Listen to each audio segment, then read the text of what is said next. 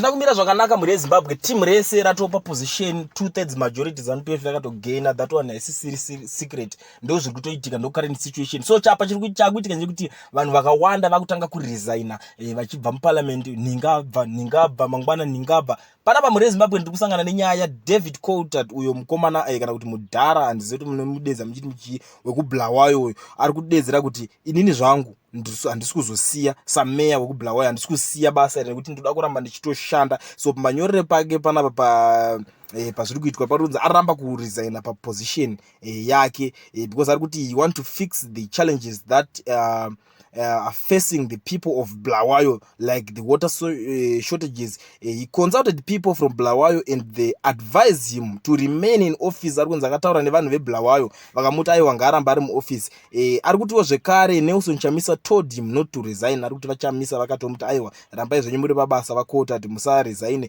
Vari kuti zvekare if he resigns he won't have the privilege to serve the people and he will miss parliamentary debates to expose corruption and point out issues facing the people.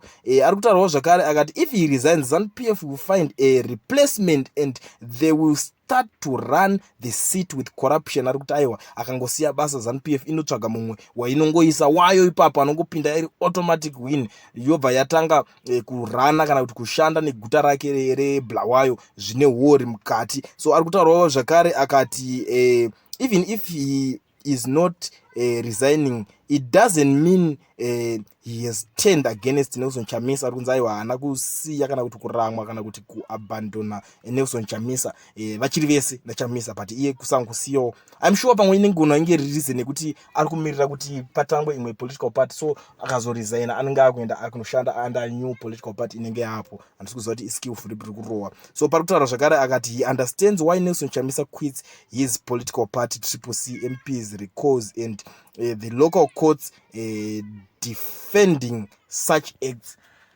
Ndo muri Zimbabwe summary yandasangana nayo yabva kuna vaColtart vacho vari kuregedza kuresigna.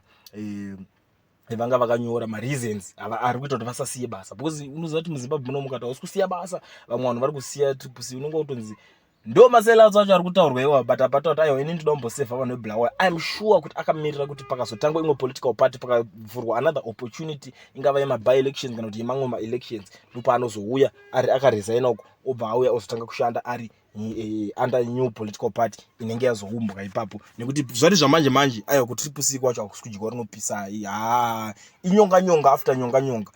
But muri Zimbabwe inini sanyaya yemetizhen ndingoya pano ndingokuzivisai ndingotirai ngokujekeserai zvingangova zviri kuitika mareasons angangoti vaColtart vacho vanzi havasi kusiya basa.